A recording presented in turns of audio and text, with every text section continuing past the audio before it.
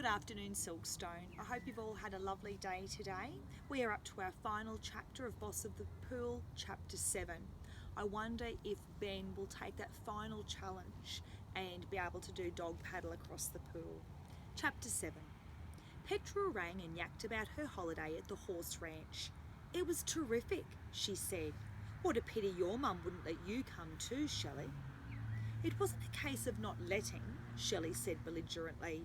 It was because she couldn't afford it. I already told you that. What's the matter with you? Petra demanded. There's no need to snap my head off. Well, then you ought to listen a bit better when I tell you things. You and Megan, you're both the same. You never bothered to listen to people. Do you want to hear about my horse riding holiday or not? Petra said, offended. It was really great. And next holidays, Mum said I can go to Norfolk Island with my Auntie Gwen. She seemed to go somewhere spectacular every school holidays, Shelley thought. Horse riding ranches, tours of Ayers Rock, or once even to Bali. Every single holiday. That was because of that well-paid, time-consuming job her mother had managing the music shop in the city. Petra didn't get to see much of her mother, Shelley thought suddenly. It was almost as though all those expensive holidays were like a string of apologies, perhaps even a bribe. So what have you been doing while I was away? Petra said at last, in the middle of a breathless description of the holiday ranch marvels. But she really didn't sound interested in what Shelley had done. I went to a course in archery, Shelley lied. It was beaut. I got a bullseye from 50 metres. There was this lovely pony there called Monty. Mum said, and I went right out to sea on a fishing trawler, Shelley said. Mum said we might be able to buy Monty if I can find a paddock round here to keep him in. There, she hadn't listened to one single word. Come over to my house, Shelley, and watch TV. It's really boring being at home by myself. There's nothing to do here after being at that fantastic ranch. Did I tell you how I jumped Monty over? I can't come because I'm busy, Shelley said. I've got some shopping to do. Anne was in the kitchen cutting out gingerbread men. For tonight, she said, the kids are going to decorate them.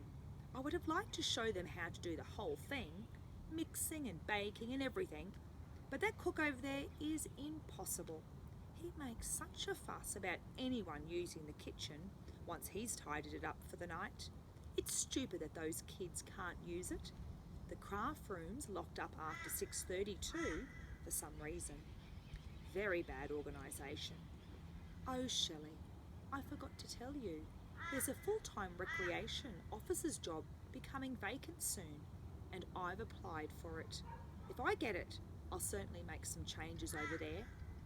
For a start, I'd try and do something about those ridiculous bedtimes. You know, they all have to go to bed at the same time.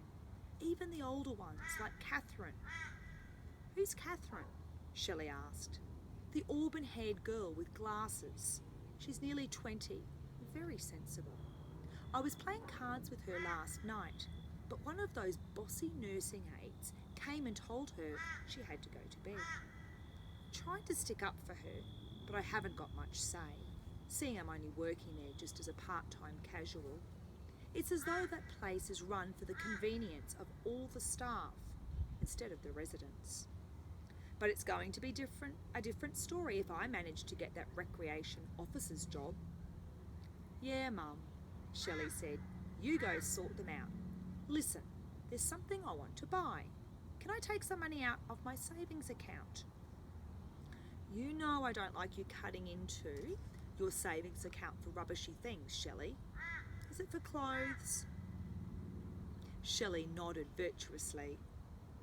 Yes, all right then, I guess you can.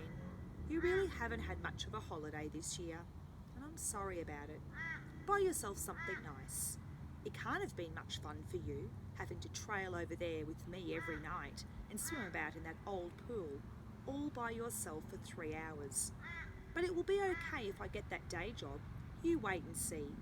Things will improve, including our finances. You're talking as though you've already got it, Shelley said. Well, I think I might have a chance. I heard on the grapevine that the committee has been really pleased with the work I've been doing in the evenings. One of the nurses told me that my name's on the shortlist for that job. Shelley went over to the shopping centre and drew out $20 of her meagre savings. She looked at the clothes on sale displays. She could certainly do with some new tops or a new pair of sandals.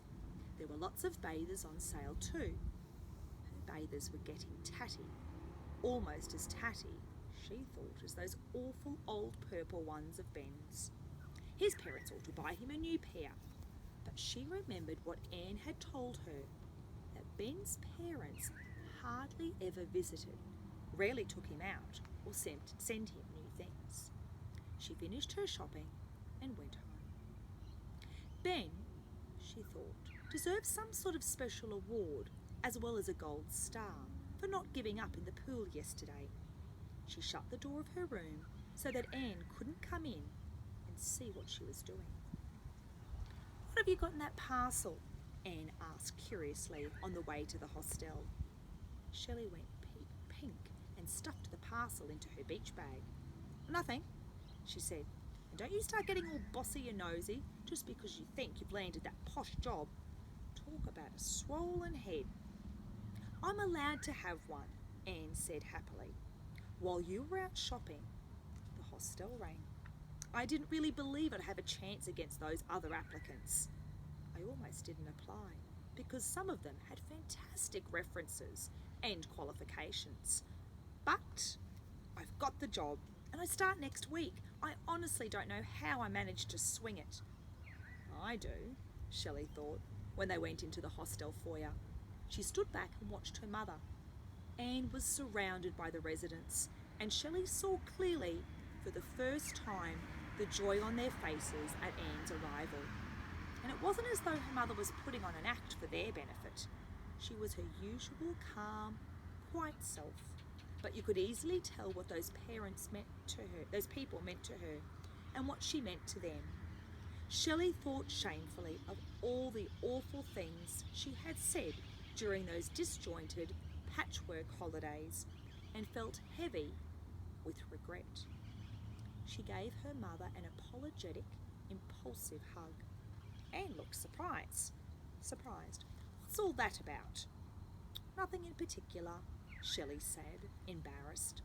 "Well, come back later when you finish in the pool, and we might give you one of our gingerbread men," Anne said. "Tanya will ice a pair of bathers on, one especially for you." Shelley felt a stab of her old wariness, and thought uneasily that there was no way she could possibly eat a cake that Tanya had touched. She glanced swiftly at Tanya, but instead found herself looking past the superficial disfigurement and into a pair of angelic blue eyes that sparkled with friendliness. Maybe it was true, what her mother had said, that you didn't have to be pretty to be nice looking. "Come on, Olympic hero," she said to Ben, masking her confusion. "Think I've got all day, do you?" In the pool room, she took the parcel from her beach bag and handed it to him, together with the gold star she'd found among the Christmas tree decorations at home. "Open the parcel in the changing room," she ordered, "and be quick about it, else it might turn into a pumpkin." She waited till he came out and had to raise her voice to be heard over his excitement.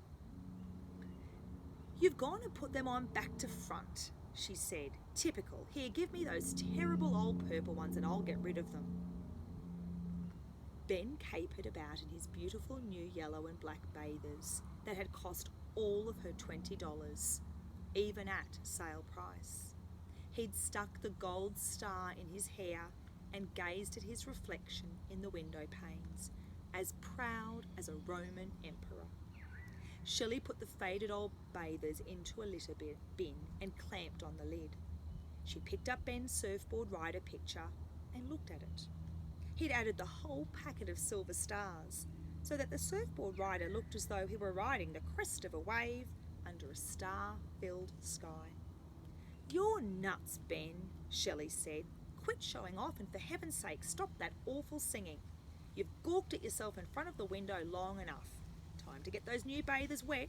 Race you to the end of the pool. 1, 2, 3, go! She only pretended to jump in and drew back at the last moment, standing on the edge.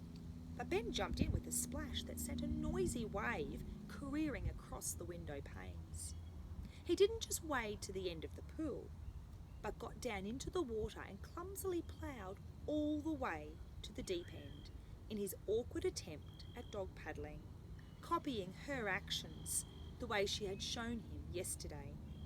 When he reached the end, he turned round and saw her, still standing there, dry on the step. "You bad girl, Barry," he yelled indignantly. "You cheat." "Shelley," she said, "how many times have I got to tell you? What are you going on about anyhow? You won, didn't you?" Ben stared at her, then stared down the length of the empty pool, and his face was filled with an immense, sudden joy. "So come here and get your medal," Shelley said. She took it out of the beach bag where she'd hidden it so that Anne couldn't see it. Her swimming medal, won last summer at the club. Maybe the only one she'd ever win in her life. But the fact didn't seem important now.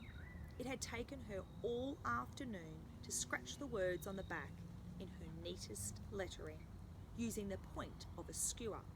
It says, "Ben, boss of the pool," Shelley said, reaching up on tiptoe to put the cord of the medal round his neck.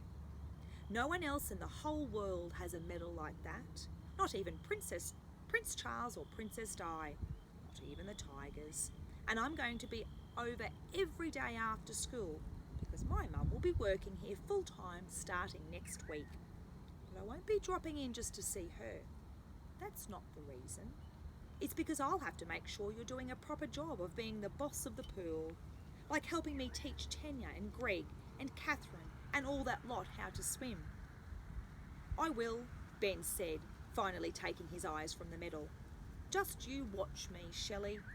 Then he ran around to the deep end and jumped in and did his clumsy, patient, beautiful dog paddle up and down the pool 5 times, all by himself. Shelley thought, watching. Swimming, sort of. She couldn't see him very well because of the tears in her eyes.